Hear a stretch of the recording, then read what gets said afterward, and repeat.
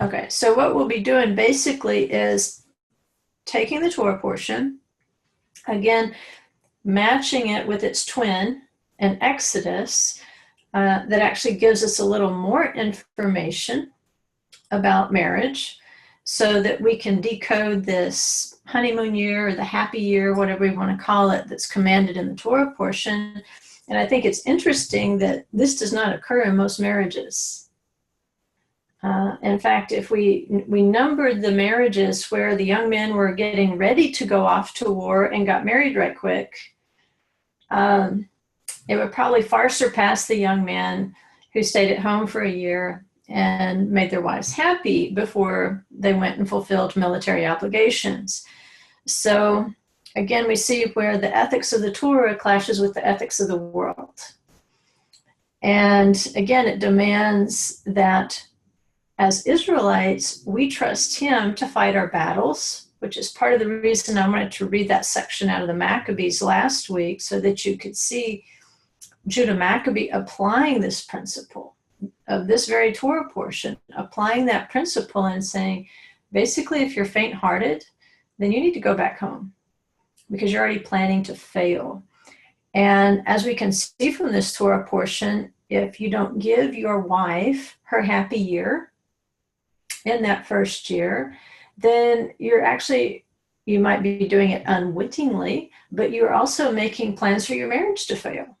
Ultimately, it may not mean that you're headed for divorce, but you're making plans for your marriage to not be as strong as it needs to be.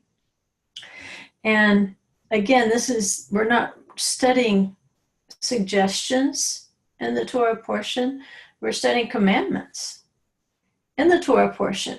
So in this session, it's going to sound like I'm being awfully hard on the men. But if you have read more out of the workbook that I took this out of workbook 3, parts of it, the Spirit-Filled Family. If you've read the whole workbook, you understand that there's a double principle. And actually, when we see things are enjoined upon a male, other places in Scripture, you'll see that same commandment enjoined upon a female. And so if we just take these as a principle or a pattern, we can see that what a man is obligated to do, we can take that same principle and we can apply it to the wife. She also should spend, especially that first year of marriage, learning how to please her husband. But the commandment very specifically applies to the male in this case. So what I'm going to do is a screen share.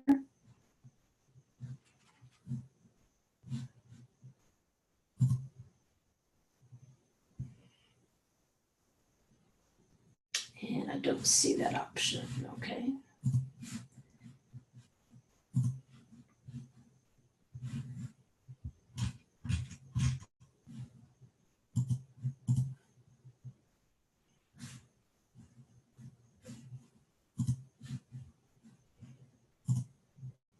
Now it's an option.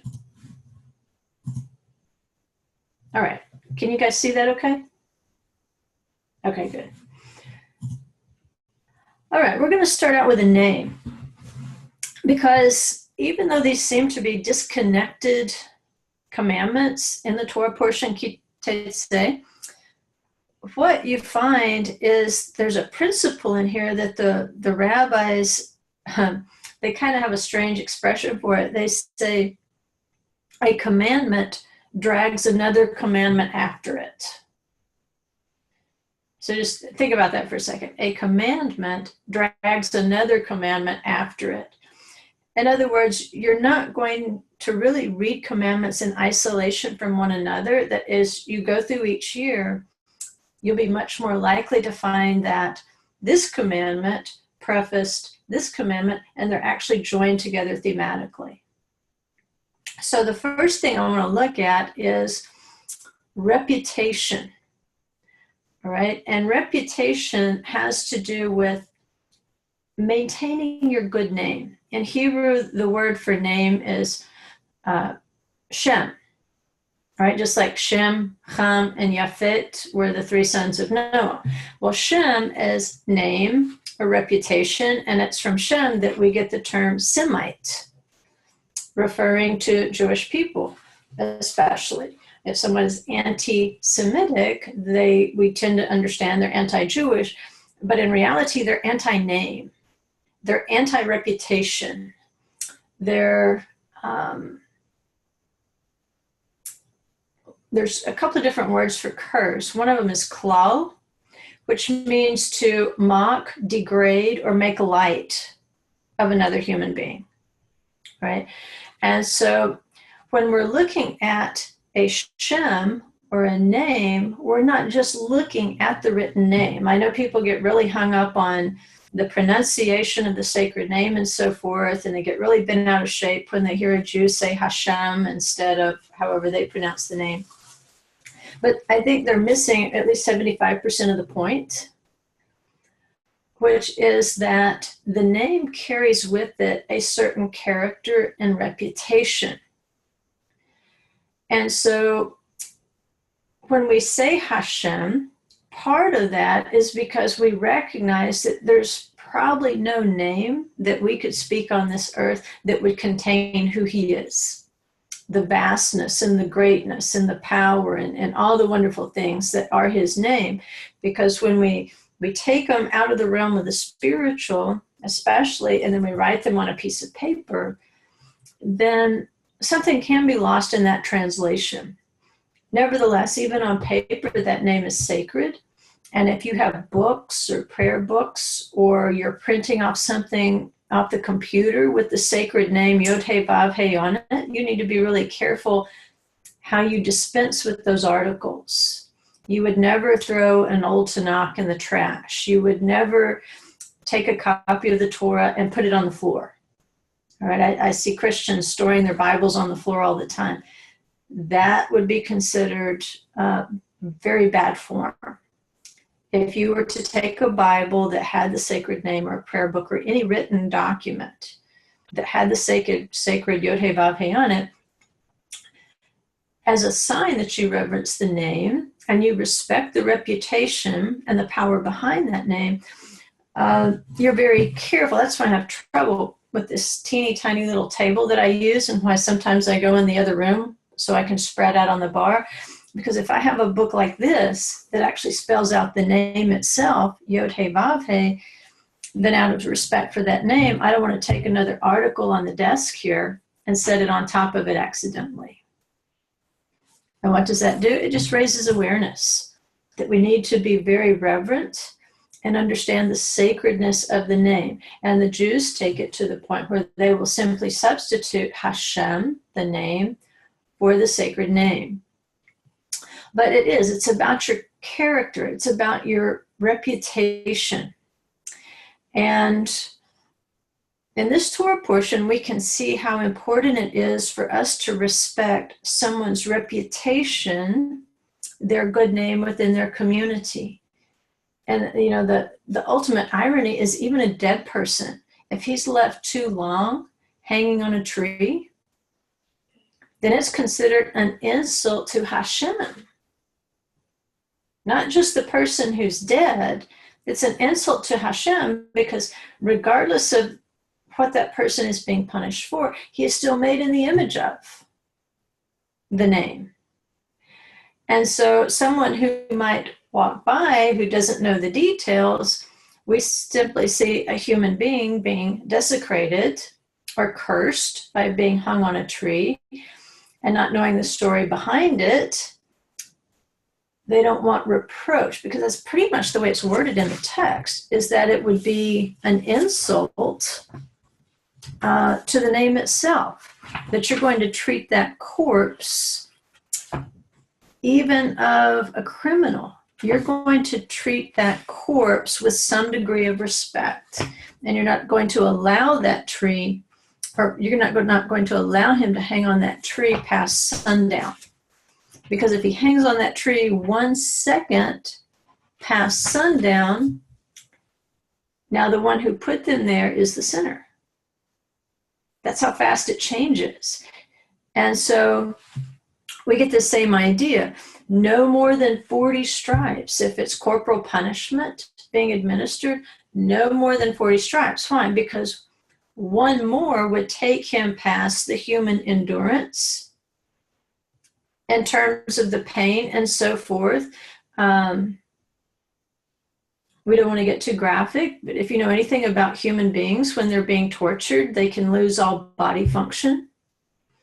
And it becomes a degradation. It becomes worse than a discipline or even a punishment. It becomes a humiliation. It takes it beyond the prescribed purpose of the punishment. It even extends to animals. Don't take the mother hen with the eggs. Shoo the mother hen away so that she doesn't see you taking her eggs, so that you don't create that emotional distress. So you see that common thread running through here, that no matter what, you need to try to preserve a human being's dignity. And then it gives you what might be, in some opinions, the least commandment. Remember Yeshua talking about, even the least of the commandments, the commandment concerning the mother bird. So if we're supposed to be conscious of not causing a mother bird distress, then how much more is the implication of these different types of situations in the Torah portion not causing these people any more distress than they're already in. For instance, back then you could take someone's garment as a surety, as a pledge, if they owed you money, and you could hold on to that garment until they paid you back. But according to the Torah portion, even if they still owe you the money and they need that garment to stay warm at night, you are responsible. They don't have to come to you. You are responsible for returning that garment to them so that they don't suffer the humiliation of trying to track you down and beg you to borrow their garment back. So again, it's human dignity is very important, and a person's name is very important. But it's a contronym. If we look at Shem, we can look at a similar noun, which is Shemama, and it means devastation, waste, and desolation. So there's two sides to the Shem.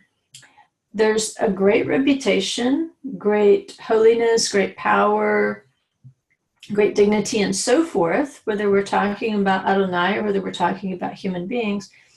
But when that reputation is damaged because of the character of the person, then we're faced with a situation of shemama, where you have actually brought reproach or waste to that name. Because see, there's potential in a name.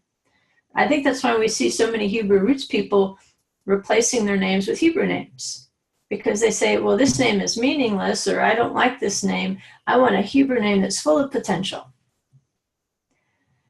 And so they'll choose a Hebrew name that they feel like represents what the potential is of their life, that represents them. And there's no problem with that. In naming Jews typically, even if they're in the diaspora, they may have a normal name like everybody else around them, but they will also have a Hebrew name. They have to have a Hebrew name. And so they have both, maybe. Like in Persia, you might have someone with a more secular name like Kamran, but then that person may also have the Hebrew name of Abishai or some other name. Recognize that you have to live in the society in which you live, but yet you want that Hebrew name because it represents your potential in spiritual realms. So when we don't fulfill our potential in spiritual realms, then it's a waste.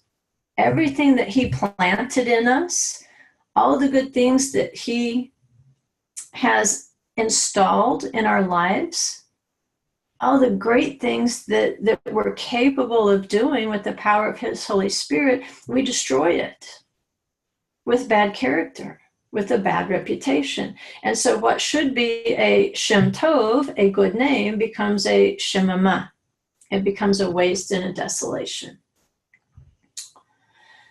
So in this Torah portion, here's our passage. And it says, if any man takes a wife and goes into her and then turns against her and charges her with shameful deeds and publicly defames her. All right, that's the lead in right there that we should pick up on. That's thematic through the rest of the Torah portion. It's about defamation of character. And in some cases, the defamation is justified. But what this suggests is that these charges are baseless, because it prescribes for her parents what they can do to try to salvage not just her reputation, but theirs. In ancient cultures, the good reputation of a family was based upon the behavior of its children in many cases. So if children went out and they conducted themselves dishonorably, then it brought dishonor upon the home itself.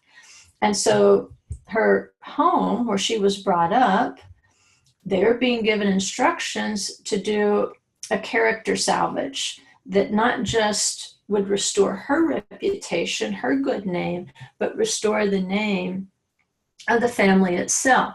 Now, you can see this in excess in a lot of, especially Muslim culture, because upon the female goes the entire weight of the good name. And if she's dishonored, even if against her will, it's not uncommon for her family to kill her for bringing dishonor to the name, rather than kill the person who brought the dishonor upon her through molestation or rape or whatever. And so it takes a great concept, which is we shouldn't be defaming daughters in Israel, and it completely twists it into something that's murderous, and there's no justice whatsoever in it. In fact, it brings a bad name upon their whole religion, or it should. It's weird what people overlook, but anyway, we won't go there. So it says he publicly defames her and says, I took this woman, but when I came near her, I did not find her a virgin. Then the girl's father and her mother shall take out and bring the evidence of the girl's virginity to the elders of the city at the gate. The girl's father shall say to the elders, I gave my daughter to this man for a wife, but he turned against her. And behold, he has charged her with shameful deeds, saying, I did not find your daughter a virgin, which in that day would have meant that she committed adultery, most likely. She may have been molested younger, but because there was such a long period between betrothal and the actual consummation of the marriage, the assumption would have been that she had committed adultery, because from the time that she accepts the gift at the betrothal until the actual consummation of the marriage, she's considered married. So she's not permitted to any other man. The implication here is that sometime during that period, she went out and had relations with another man and therefore committed adultery. So there was no sign of virginity. So the parents are being given instruction on how they can salvage her reputation. And they shall say, this is the evidence of my daughter's virginity. And they shall spread the garment before the elders of the city. All right, now that first sentence, now the second sentence on that slide, where it says they shall spread the garment before the elders of the city, we tend to think that applies only to a cloth that might have been put onto the marriage bed in order to catch evidence of blood. But the Jewish sages in their commentary say there's other reasons why there might not be blood as a sign of virginity. And this is not a literal statement. They say within the grammar of this in Hebrew, what it's meaning is they shall present witnesses, or they shall present evidence to the contrary, to her character and so forth, because they say just the blood, a cloth like that could be altered. You could accidentally wash it out. A cloth could be lost. It could fade. You could even put animal blood on it.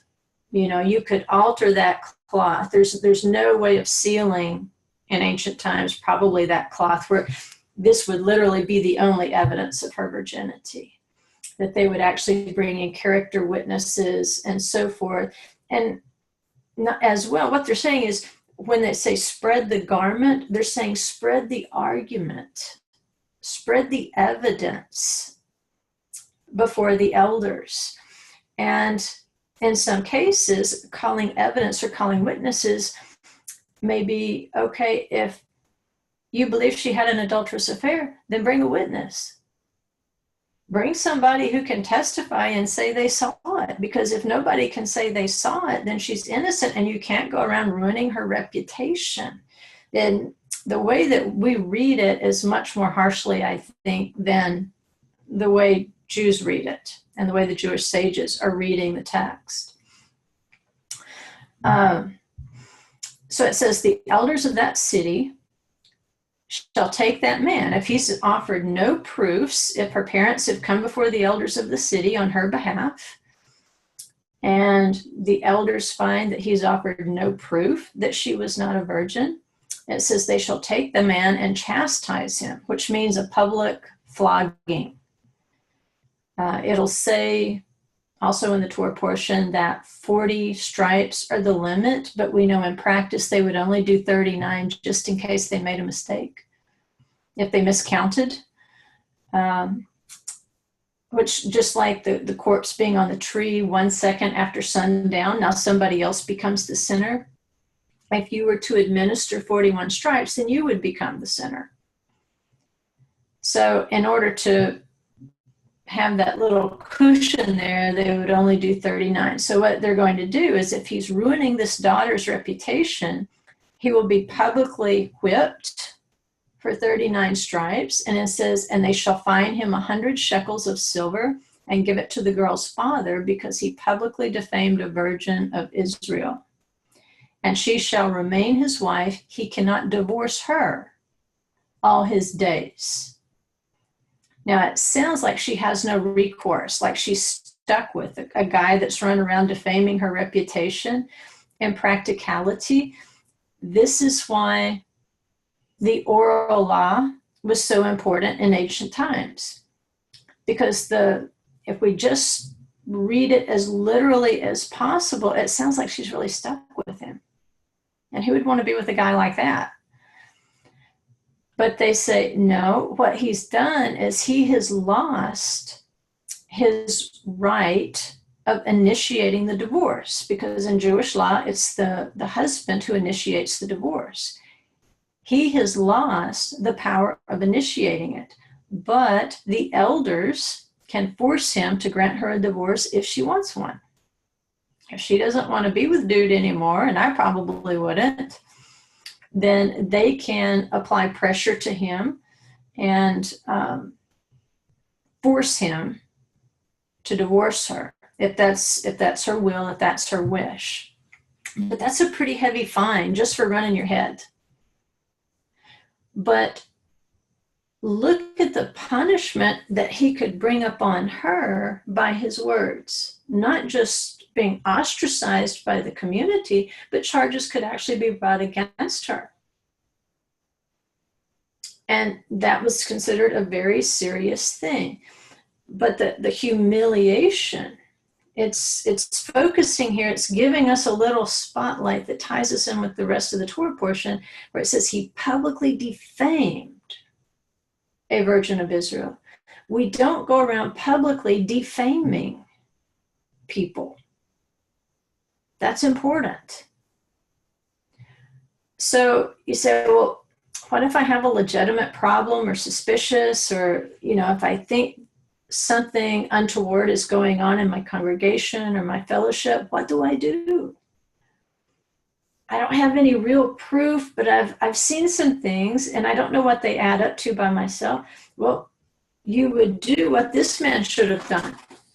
Instead of running around bad-mouthing his wife and ruining her reputation, he should have gone to the elders and said, please counsel me. That's their job. According to the law, what should I do?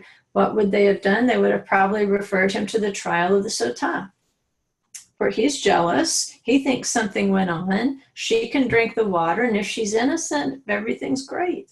But she still may not be really happy with him, but it might even be they could talk to him. Some men don't really understand female anatomy. You know, if they've been kept away from that, it's not like they had the magazines and videos and billboards that we have today. Women could have been something of a mystery. And it was not uncommon for men not to really be able to consummate the marriage on the wedding night. They were just, what's the word? I'm blushing now. Inexperienced. So things don't always go right the first time, or the second time, or the third time. Read a true story about a Jewish community up near Kurdistan. I guess would have been about 100 years ago. And the young man did not understand female anatomy at all. He didn't know what he was supposed to do. You know, they've been so protected. And so for the first several weeks of his marriage, he thinks that her belly button is where babies come from. All right. And so he's doing everything wrong, and she's just, her belly's getting sore, you know? And she's like, I don't know what this thing is supposed to be like. I just don't think it's supposed to be like this. And so I don't know which set of parents they ended up going to for advice, but see, that would be the answer if you didn't know the anatomy and the, you know, how it worked. Not to run around and say she's not a virgin because there's no blood, but instead to go to your parents or to go to the religious elders and say, I'm having this problem, and they can ask you questions in confidence and privacy without your defaming your spouse in the process. I know it sounds ridiculous to us because there's very little that you can't see just standing at the checkout line at Walmart, but if you think about people who have been very protected and isolated from the other sex all of their life, then you can see where there might be a problem on the honeymoon. All right, let's go to the next slide, please. Okay, moving more into the Torah portion, Deuteronomy 24:8-9. It says, be careful against an infection. Nega, where it's saying infection in English, in Hebrew that is nega. And a nega is a mark. So it says, be careful against a mark of leprosy that you diligently observe and do according to all that the Levitical priests teach you. Okay, here again, you have to go to an expert. And so what they're saying is, be careful, because you might be tempted, like, let's say you see this little hair that, oh man, that could be a sign of leprosy, or you see this little sore on your skin, or you say, oh, I don't want to have leprosy. And what do? You might flake off the little scab or something so nobody sees it, or you might pull that hair out so nobody sees it, so they don't think you're a leper. But it's saying here, no, you have to be really careful about these marks. And you do have to go talk to a Levitical priest and let them counsel you. And it says, teach you. That's their job. And see, if you go and you've got this little scab or whatever on your arm, the priest will not just look at it, he will teach you that portion in the Torah so that you can have a better understanding of what a leprous mark looks like. And that's going to decode for us, I think, a lot of things in the book of Revelation that have to do with the mark of the beast. Because he tells us right here a key thing. that will tie into what we've already said. Preserving someone's dignity, not publicly defaming them before you have all the facts, especially. If their character is going to be called into question, let it be by the authorities. Because see, now it's turned the whole question to you. Now you have a mark. You might have been sitting here gossiping about, well, so-and-so wasn't a virgin. But what if this mark comes up on you? Now it's become personal. And you don't want people defaming you and your character and say, well, what did he do that he got leprosy? Because in ancient times, it was understood it was a supernatural judgment. It wasn't just, but I rubbed up against the wrong person or I'm eating the wrong diet. It was considered there was some sort of inside problem that was beginning to work its way out through the flesh, through the skin. So until an expert, the Levite, can diagnose you, the priest, because you don't want your character defamed, you might be tempted to put a Band-Aid over it. Okay, I don't think they had Band-Aids back then, but they might have let the hems out on the sleeves or whatever. But it says, no, be careful. What they're going to do is they're going to examine you. And should it be a questionable mark? Because remember, you're going to be shut up for 7 days for an examination and quarantine to see what happens to it if it spreads. At this very same time, they're going to teach you. So if during that 7 days you say, oh man, have I really messed up? I've been out here defaming so-and-so. I've been running my head when I should have kept my mouth shut. Let me repent during this 7 days. When you come out after that 7 days, maybe that mark won't be there. Or maybe he'll look at the mark and say, well, it's not really spread. Let's do another 7 days. And let me repent some more. Let me make sure I've got all this gossip out of my system. Send my apologies to so-and-so.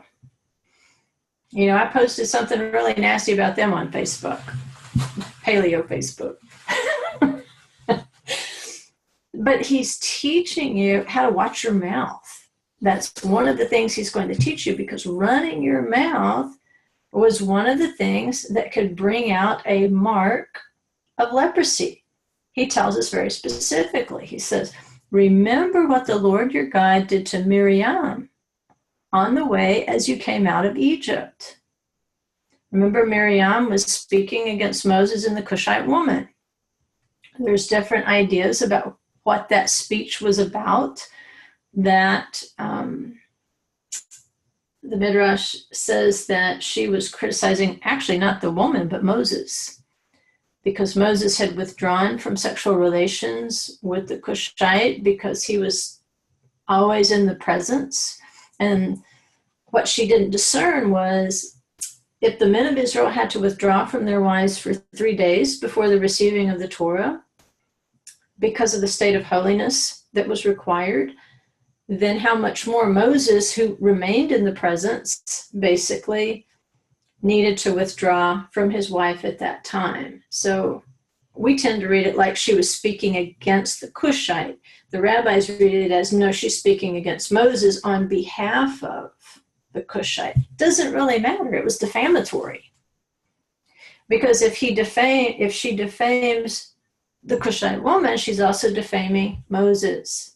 And if she's defaming Moses, she's also defaming the Cushite woman, because they're one.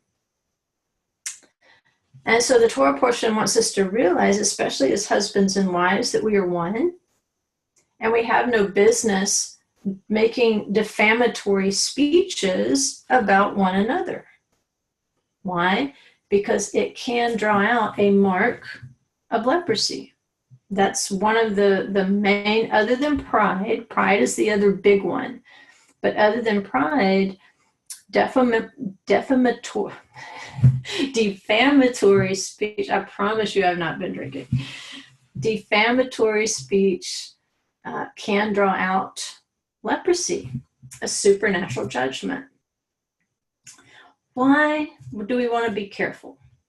Well, it says in Proverbs 18:22, he who finds a wife finds a good thing and obtains favor from the Lord. Obtain, puk, in Hebrew, which is kind of a fun word. I can say puk. It means to draw out or to actively promote. So what is that saying?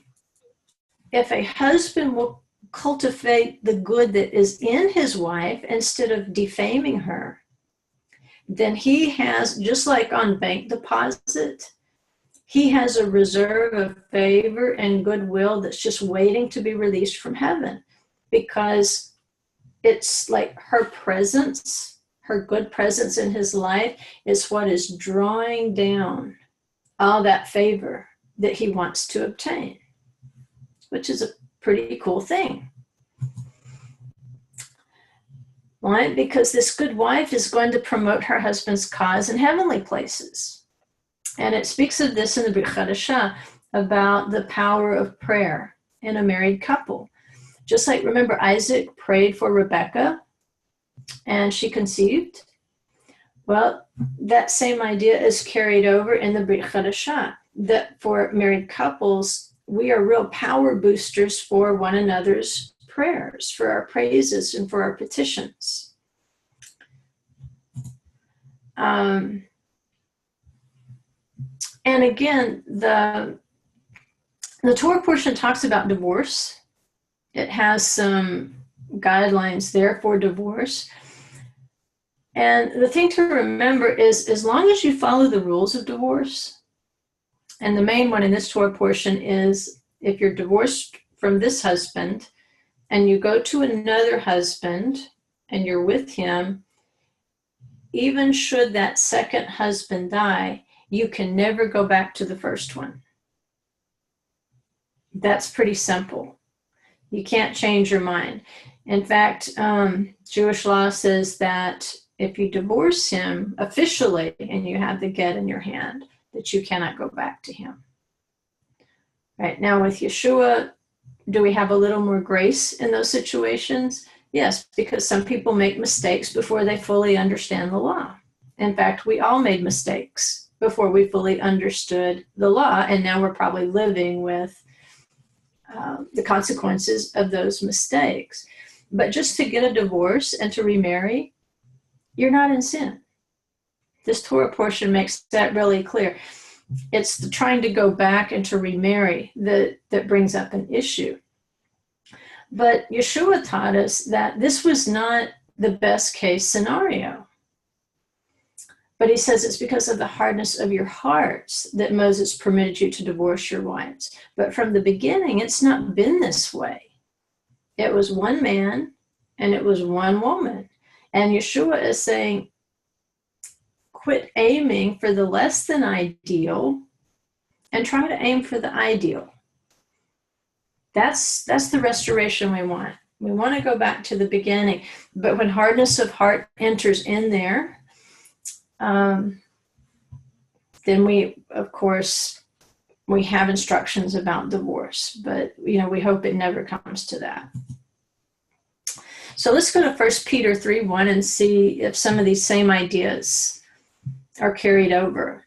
It says, in the same way, you wives, be submissive to your own husbands, so that even if any of them are disobedient to the word, they may be won without a word by the behavior of their wives, as they observe your chaste and respectful behavior. Right? And ironically, in the Torah portion, it's the husband who's running around saying she's unchaste, that she's been disrespectful. But in this context, Peter is saying, wives, even if your husband is not a believer, if he's disobeying the word, and of course, we always have to come in and say, and there's not any other severe problems. No woman is required to stay home and get beaten up, abused, those sorts of things. There's nothing in the Torah that says you have to stay with a husband who hates you and who is abusing you. But if everything else is pretty much on an even keel, you're simply disagreeing about the word, which eventually, if you're yoked to that, there might be some departure over time. If it's a small crack right now, that crack might be huge in 10 years' time.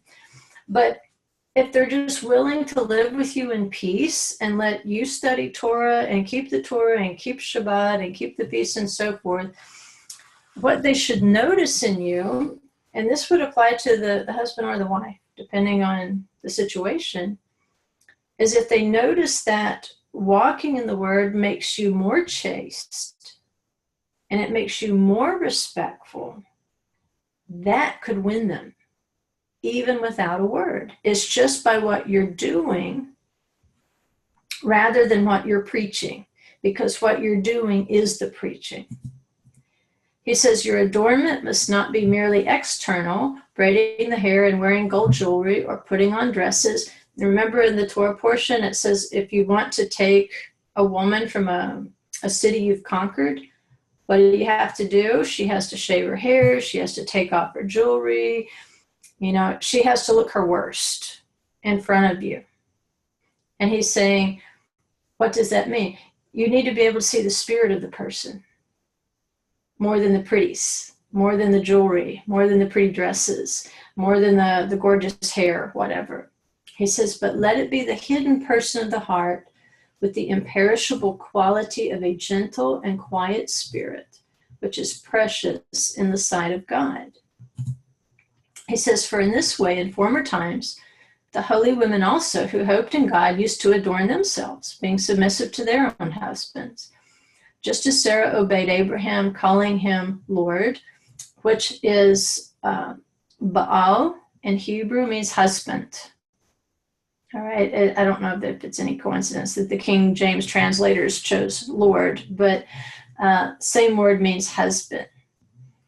Calling him Lord, and you have become her children if you do what is right without being frightened by any fear. So the key there is that if you're a wife who can be respectful to your husband, that if you can be adorned in the beauty of the Spirit and you can cooperate with him to do the right thing without being frightened by any fear. What does that mean? It means you're not being coerced. That it's the type of marriage where no one is leaning on the other in terms of trying to leverage. You know, the submissiveness in context, which the workbook brings out several more contexts that help us understand this. But this submission that it's called for is a willing cooperation, which makes sense. You can only willingly cooperate with your spouse if you're not frightened. If you're being coerced, and let me see if I've listed some coercion techniques. I think I did later. But what I want you to notice here, it seems to be addressing the wives. And then it says, you husbands in the same way. Live with your wives in an understanding way, as with someone weaker, since she is a woman, and show her honor as a fellow heir of the grace of life, so that your prayers will not be hindered. So what is he saying? He's saying what's good for the goose is good for the gander. It's respecting one another. It's trying to understand one another. How can you understand one another? How can a man who was raised to only respect that which is strong do something that's counterintuitive just because the Torah says so, and honor his wife because she's physically weaker? The world only respects that which is strong and beautiful. But the Torah calls us to respect that which is beautiful in the spirit and strong in the spirit. Because if she's strong in the spirit, remember, she draws down that favor from heaven for his prayers. So it's a mutual respect and honor that has to be given. So what has to happen here? Well, men have to work a little harder to open up to that spirit of knowledge, or da'at, which is a sacrificial kind of love. And if you'll notice, there's not really any prohibitions on the wife during the first year of marriage. But for the first year of marriage, our Torah portion says the man cannot go out and serve in the army. He only serves one, and that's his wife.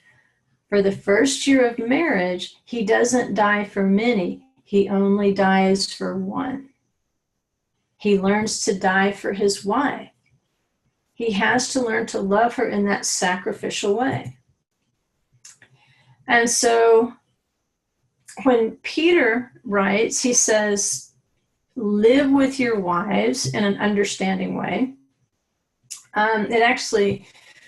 It's a bad translation there when he says understanding. It should be according to knowledge. I think the King James may actually do a better job with that translation where it says live with your wives according to knowledge, because knowledge is sacrificial love. Understanding just means you understand it. Knowledge of it means you've experienced it, you've been intimate with it, and you've sacrificed for it. So he says, live with your wives. If we go back to Exodus 21:10, which is the other scripture I wanted to match up with our happy year commandment in the Torah portion, we find that this time of dwelling with a wife in Hebrew is called the onah. Onah. Now that can mean a couple of things. It can refer to when she's on her period, but it more typically refers to a time of cohabitation when you're having sexual relations with your wife, including the entire time of intimacy. Right? So from the time that we figure out, our eyes are meeting and the sparks are flying and we're thinking about something other than supper or whatever, that is going to begin that time of intimacy where where this is likely to lead to. And even after, right? We're not talking about only the specific time of sexual relations. We're talking about this entire time period before, during, and after the act. Because the time before and after is just as important to the intimacy as the act itself. So this whole period of time of intimacy is called the onah, because it doesn't just mean sex. It more precisely means a period of time, which is why it can refer to the time of a menstrual period, because it's a set time. This refers to the time of being intimate with your spouse. It's called the onah. And love does take time. And it's understood to be more than just fulfilling your obligations to the physical body. It's understood in the Torah that it's the time you spend with your wife, as much as the act itself, that develops your relationship. And so we've got, again, it's a sacrificial kind of knowledge. I think even in English, we call it carnal knowledge of a woman. Well, if it's carnal knowledge, it's not necessarily the onah. It could simply be the physical act, but it should be knowledge. It should be a sacrificial relationship that's in place, not only to fulfill the physical obligation, but also to fulfill the spiritual obligation to one's spouse. So when that happens, when we have both the fulfillment of the physical obligation and the fulfillment of the spiritual, that leads to unity. That's how the two truly become one flesh. It's not just the physical act. Instead, that moment of physical act, if the intimacy, like we said, is before, during, and after, the relationship grows greater in unity over time. If it's only a carnal union for the physical act itself, that will eventually end up very cold. And that's what it says, the love of many will wax cold. In any relationship, if it's just to fulfill obligation, that love will grow cold. Because it's as much about the time of communication in the relationship as it is about the act, at least in the Torah world. So, what is it doing in the Torah portion? It's hinting at the dynamics of our spiritual relationship in marriage that are underpinning these commandments, right? So, going back to Exodus 21:10, which is kind of our twin scripture here, it says of a husband concerning a wife. And it's in the context of if he takes a second wife. But I want you to notice, if he follows this commandment, he cannot take a second wife. The very commandment precludes the possibility of taking a second wife. Which maybe this is why even in the process of chalitza, which is in the levirate marriage, if the brother chooses not to marry the deceased brother's wife, it's called yibum. And basically, they can do a ceremony. He says, I'm not taking her as my wife, or she doesn't want me to be her husband, and we're both released from the ceremony of raising up children to his dead brother. But this passage says that a husband, if he's even contemplating taking a second wife, referring to the first wife, he may not reduce her food, her clothing, or her conjugal rights. Those three things are the seed, that's the core of Jewish law concerning marriage. That's where all the Jewish law about marriage, it comes from that right there. Those three things. Because if we look at those three things, food, she'era, clothing, ksuta, and conjugal rights, the ona, what we have is an anomaly. Those are not the three words we would expect to be used in that context. And remember, when things look like they're out of place, there's a reason. So what do they mean?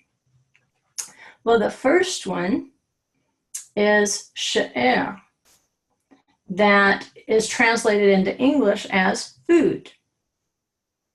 And I'm giving you the Strong's entry right here. It means flesh, right? But it also means a near kinswoman or near kin. It can mean flesh as food. It can mean a blood relation, or it can mean you yourself. So when it uses that instead of a word like lechem or ochel, which would be the more normal words in the context, you see that the spiritual message is what's being sent, not so much the physical.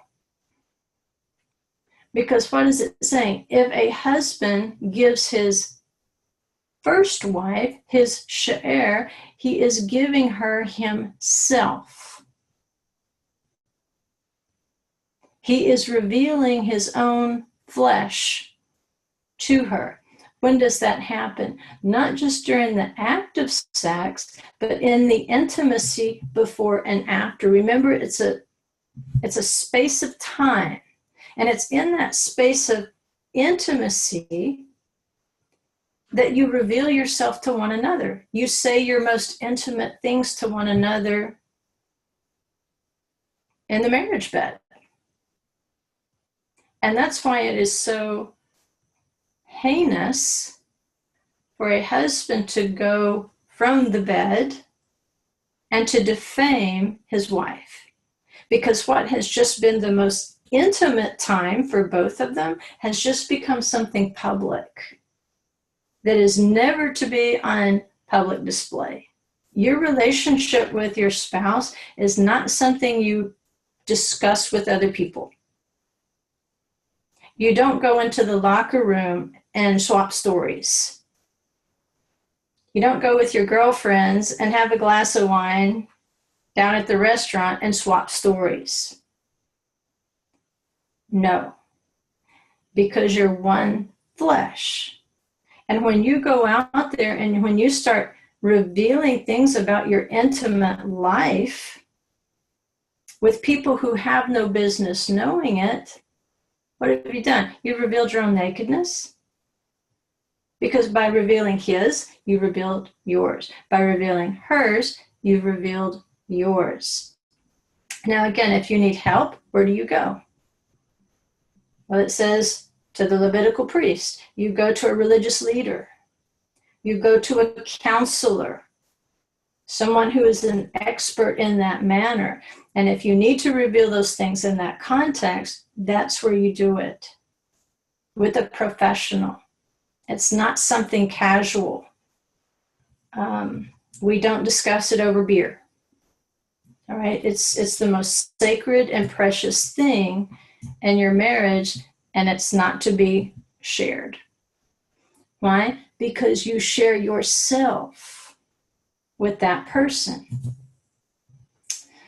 Like I said, there's other words for food that could have been used, but he chose she'er to show you the emotional relationship and the physical closeness. In other words, like if it's a close relative, you're even sharing bloodline. So when you're intimate with your spouse, you can see why in Song of Songs he says, my sister, my bride. He's not talking about incest. He's talking about the closeness of the relationship, that you would be as close to me as my own blood, my close kin. And I would guard that relationship. The next word there, kasuta, which would be like covering or close. Again, it's a covering that's for concealment in some ways. And let's see. There's the root that I wanted you to see. Kasa of Kesuta, which is Strong's 3680. Look how it has an idea here of concealing something. To cover, to conceal, to hide, or to spread over. And in the hitpa'el tense, it means to cover yourself or to clothe yourself. And that's what I mean about the two becoming one. At a time of intimacy, in that unity, what is the husband doing? He's not just providing food to his wife, he's revealing his inner flesh, his inner self. When he covers her, when he protects her, remember to cover for protection, you can see there on the definition, what is he doing? When he protects her, he's protecting himself. And in that context, it makes more sense why I think it was Peter who would say, you need to give honor unto her as the weaker vessel. Why? Because you're honoring yourself when you do that. You're one person. And it is that very thing that you see as weak in terms of physical strength that is your strength. It's a spiritual thing. So he protects her. He gives her spiritual clothes. I know Nicole was asking about the head cover, and that comes into play as well. There's other things that go with the head cover. But even males in biblical times would wear a head cover, but they would wear the male. You wouldn't, mistake them for a female. And that's in the Torah portion too. Don't wear things that would cause people to mistake you for the opposite sex. No matter what you see on TV, no matter what's politically correct, it never will be okay for you to try to make people think you're the opposite sex. And it might be fun now, playing dress up, but eventually you're going to have to stand before the throne and that get up. So get out of it. Which was a very politically incorrect thing to say. I would rather make you mad now and make you think about it than have you stand before the throne and say, nobody warned me that I couldn't, watch the birdcage. So at any rate, again, this covering one another is spiritual covering, not just physical covering. And that's what it says in Ephesians 5:28. It says, for no man ever hated his own body, but he nourishes it and he cherishes it. So when a husband covers his wife, it's not just a physical cover, it's a spiritual cover. He's nourishing her and cherishing her because she's a vital part of the one entity. Because she is him. That's what it's saying in Ephesians. A wife is her husband, and a husband is his wife. Like Yeshua said, go back to the beginning. If you want to understand it, go back to the beginning. Let's see. Let's move on here to the actual word onah, which is usually used in the duty of marriage, cohabitation, conjugal rights, but it really does mean the time. Very specifically, it means the time that you dwell with her. All right, and that's why it says, dwell with your wives according to knowledge. Let's see. This is a kind of a reversal, because in the Torah, the onah is the duty of the husband to his wife, not the reverse. In most cultures, it's the wife who's expected to do her duty to her husband. But in the Torah, it's the husband who is given that obligation. But again, to show you this pattern of mutuality, we can read in the Brit Chadashah, it says each man is to have his own wife and each woman is to have her own husband. The husband must fulfill his duty to his wife, and likewise also the wife to her husband.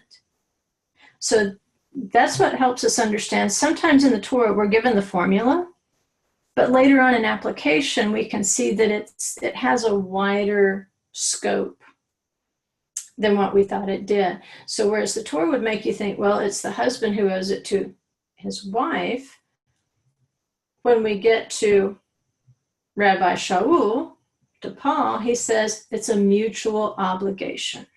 We have this obligation to one another. And like he says, the wife does not have authority over her own body, but the husband, and likewise also the husband does not have authority over his own body, but the wife does. So he says, stop depriving one another. Just gives you the context to make sure you understand. He's talking about the onah, the period of the onah. He says, stop depriving one another, except by agreement for a time, so that you may devote yourselves to prayer. There comes the prayer into play again as a vital part of marriage. And he says, and come together again so that Satan will not tempt you because of your lack of self-control. Right? The sexual part of marriage, especially the younger you are, is very important in binding you together and making you that real powerhouse of unity. It can affect your prayer life. So if you are like Moses, going to separate from your wife for a certain period of time to just stay in the presence and do some prayer and fasting, make sure it's a mutual decision.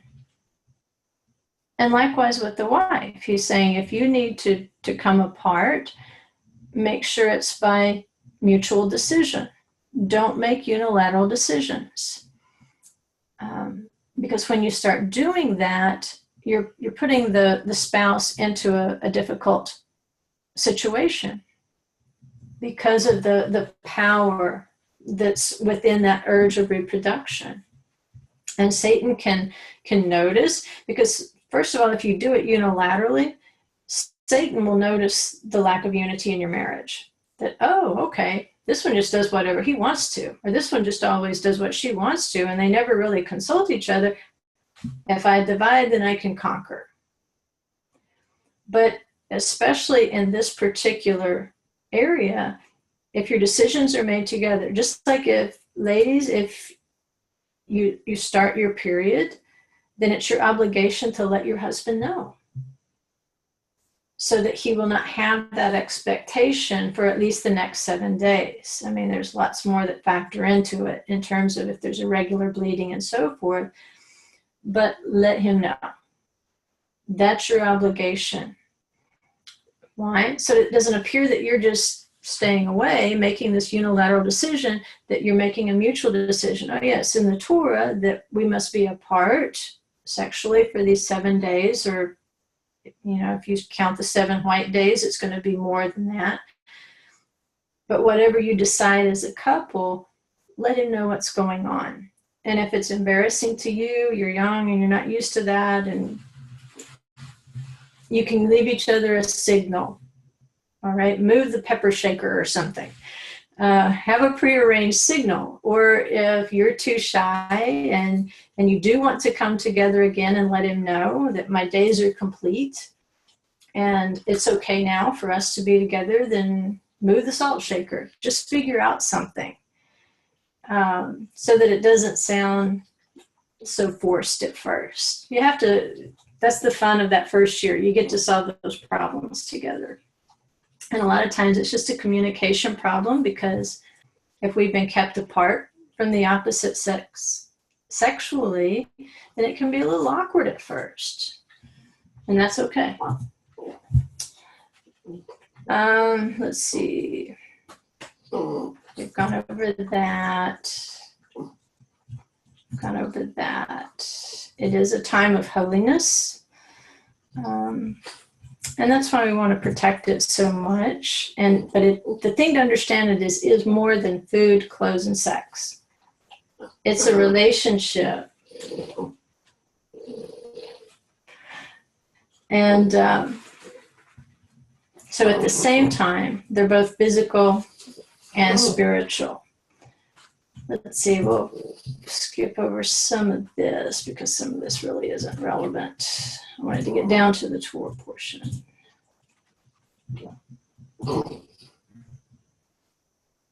Okay, right here. Deuteronomy 24:5.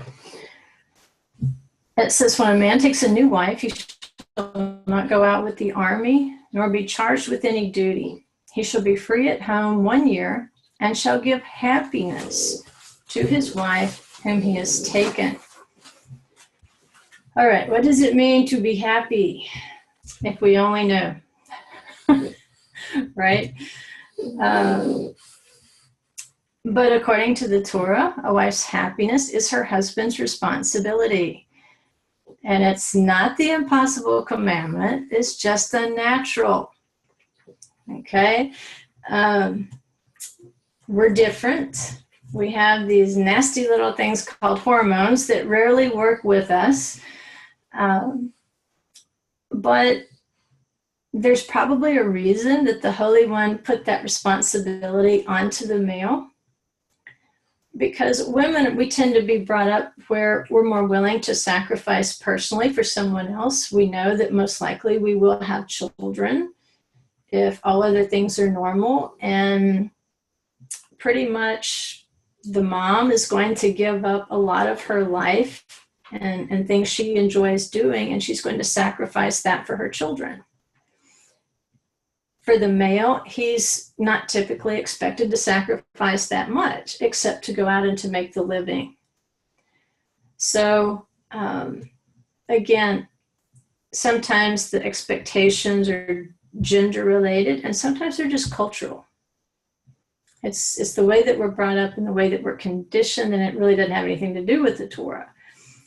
But to tell a man that he's got to make his wife happy for a full year, you can see why he might think that's the impossible commandment, because there's some days I just don't want to be happy. But he's responsible to try anyway. But we know from our paradigm, it's also the wife's responsibility. to try to figure out how to make her husband happy. But just imagine, what if every single marriage began with the husband waking up 365 consecutive mornings with a to-do list that started with, learn how to make my wife happy and give her joy? What would the world be like if from the beginning, like the Torah is teaching us this week, a young man was required and given the time to learn how to love sacrificially? And the Torah is saying learning to love your wife sacrificially is more important than laying your life down for your country sacrificially. You don't think the Father places high value on a man's wife? He does. It's the world that doesn't place that much value on the marriage relationship. So what he's learning to do is to make love to his wife the same way that Adonai wooed his people in the wilderness. Didn't he supply those three things to Israel in the wilderness? He gave them manna every day.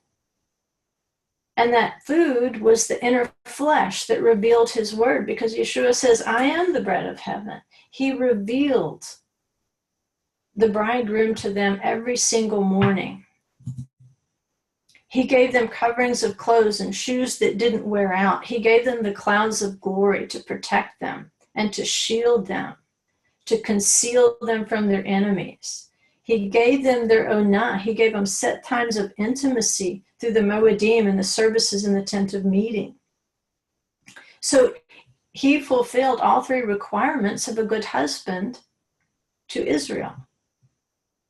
He set the pattern for husbands everywhere. So learning to make your wife happy is really an exercise in spiritual growth. It's going to be a challenge. It's going to be a test. It's going to be a hardship. And there's going to be a death of the flesh, because the honeymoon week only lasts a week. The happy year, you're going to have to stretch out for a while. And men are more competitive. They are instilled with a stronger sense of competition usually, because they are expected to go out there and put the physical food on the table and the physical roof over the heads and the physical clothes on their backs. And so with that inborn competition, it's not always easy for them to put their wives' happiness ahead of their own. And this is one of those places in the Torah where you find out that you only win if you finish second.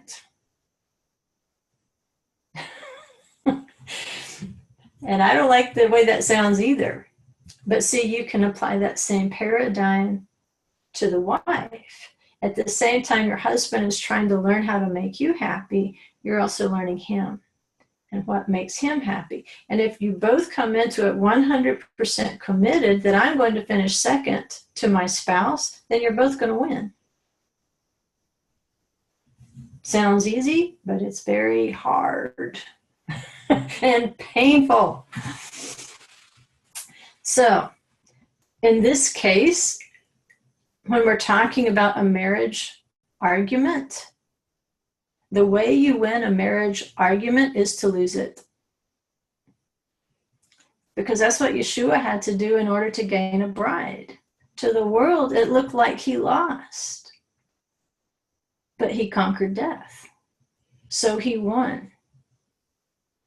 But see, yet to most of the world, it looks like he lost. He looked weak on the cross because he gave up his life.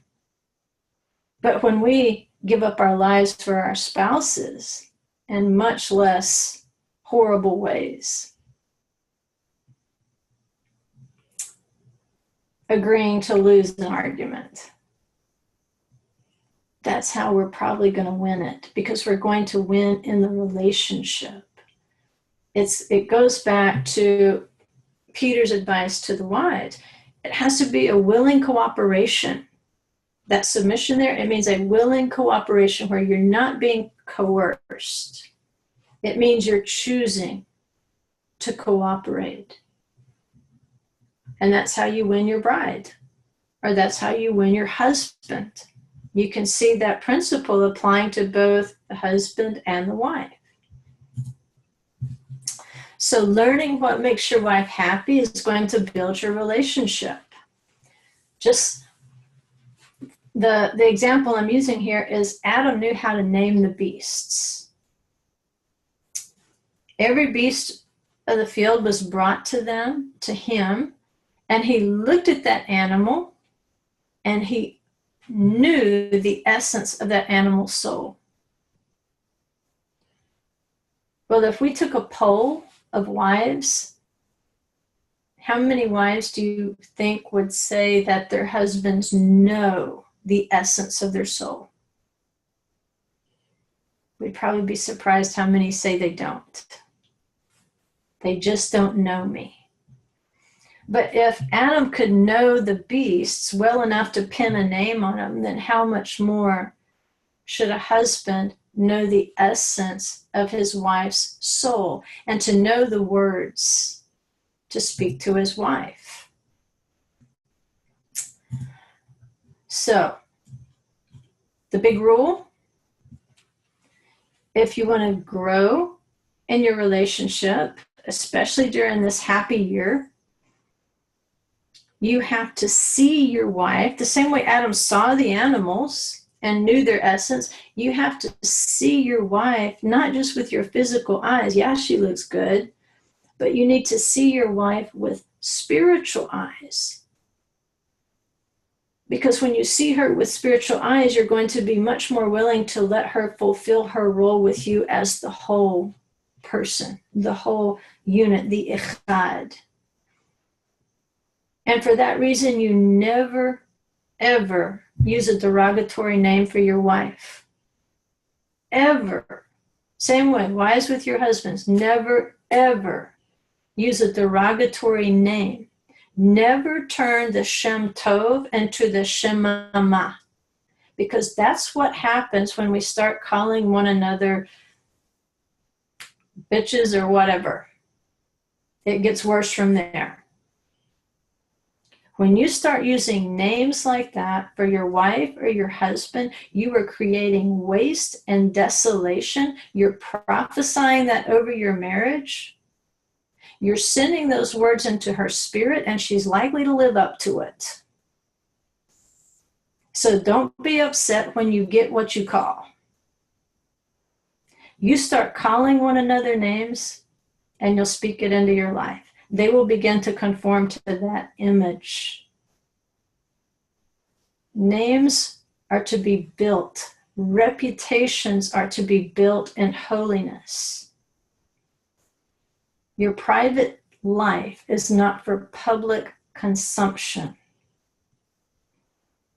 Making stupid jokes about the opposite sex in public places is not for us.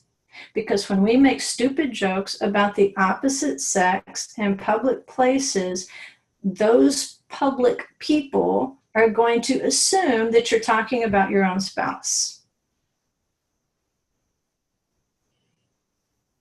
Now, between you and your husband, you figure out what jokes are okay.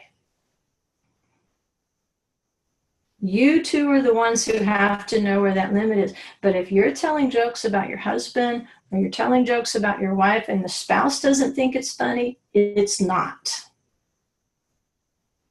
And if you don't both think it's funny, it doesn't need to be said. It's bringing waste and desolation into your life.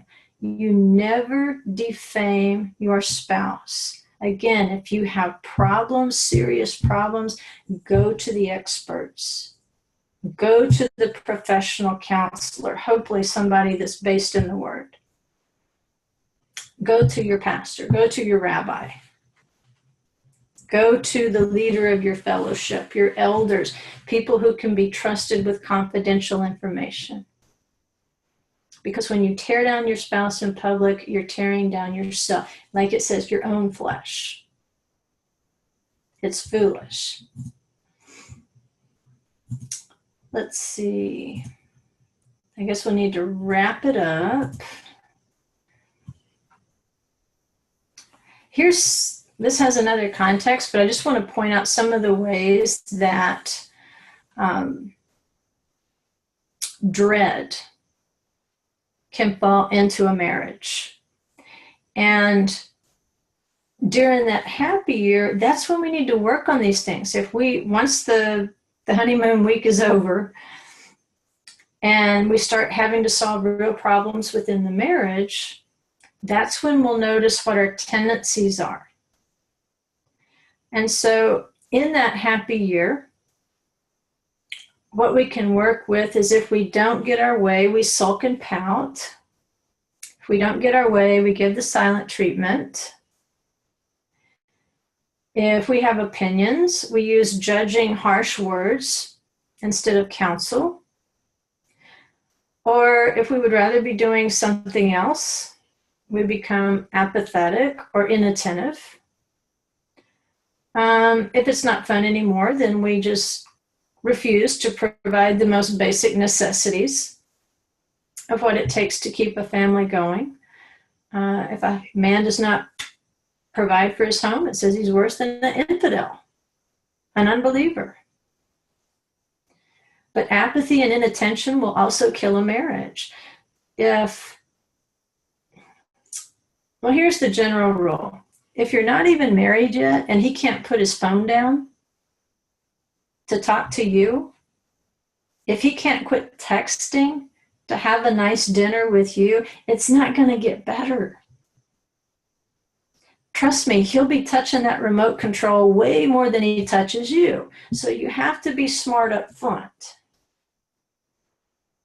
And if somebody appears to be apathetic or inattentive before the marriage, it's probably time to look for someone else.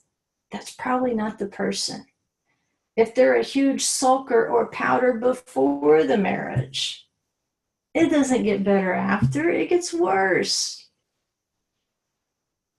But those little things will pop up, and it'll be more tempting not to have a conversation and instead to sit at the table and text our friends or to check the scores or whatever. We have to set those ground rules during the happy year because you got to find out what's going to make her happy. And if me sitting here, playing fantasy football on my iPhone is not making her happy, then I got to fix that in that first year. Because without a happy year, it gets to be unhappier years after that. Now, here's the good news. I know it's late and we got to shut it down. So let me take this off where I can actually see you guys. There's no telling what you put in the chat box on this one. The good news is if you didn't get your happy year, you just didn't have it because you didn't know about it. There's lots of commandments you didn't know about that now you're learning about them and you're going back and you're rethinking and saying, okay, now I actually read labels in the grocery store. Okay, I get marshmallows aren't kosher unless you get kosher marshmallows. You're learning all these little ins and outs, and those are important, but your marriage is the foundation of your spiritual life. It's the foundation of your prayer life. It's the foundation of the way you're going to bring your children up and your grandchildren. It's the foundation of your mental health. It's the foundation of your emotional health. It's the foundation of the blessings you can expect to fall down from heaven into your life. And so you have to go back to your marriage, like this Torah portion is saying. Defaming one another's character is not the way to go. Because in the good old days, it'd get you some lashes on your back. In the good old days, it would get you some leprosy. So it's not too late. That's the good news. It's never too late to start keeping the Torah. And if you and your spouse want a fresh start, if you are on that same page, if you're not on that same page, I don't know that I would introduce the idea. That could be the straw that broke the camel's back. But if you're on the same page and saying, yes, we want to go forward in the Torah, we never did our happy year. You can agree together. Remember, mutual submission. You don't make unilateral decisions. But if you together with your spouse would like to start a happy year, it can even be a mutual happy year. It only says the husband is obligated to make his wife happy for a year, or at least try to learn how. Of course, if you've been married 30 years, you probably already know what ticks them off and what turns them on. But if you want to start over, if you say, you know what, our marriage is good, but it could be great. Make marriage great again, right? So if you want that marriage to be even better, if you want even more blessings to come down out of heaven when you pray, I would say consider starting a happy year. You figure out when you want it to start and what day you want it to end. And I would keep a journal or a diary, both of you, and write down one thing, or a calendar. You could use a calendar and write down at least one thing each day that you know will make your spouse happy. Because that's the commandment. As he will cheer her up. Now, granted, there may be days when neither chocolate nor roses nor anything else will make a difference. All right, we all have those days. But you can even learn on those days that some days there is nothing except my presence, a kind word. Sometimes a kind word, way better than roses. Paying attention for 5 minutes, way better than chocolate. Although I have to admit, I never met a chocolate I didn't like. But remember, it's your presence that she desires. She wants to know your inner self. She wants you to reveal your inner flesh. She wants you to cover her with your protection and your love, your spiritual authority, because when you cover her, that's the irony, you cover yourself. When you're good to your wife, you're good to yourself.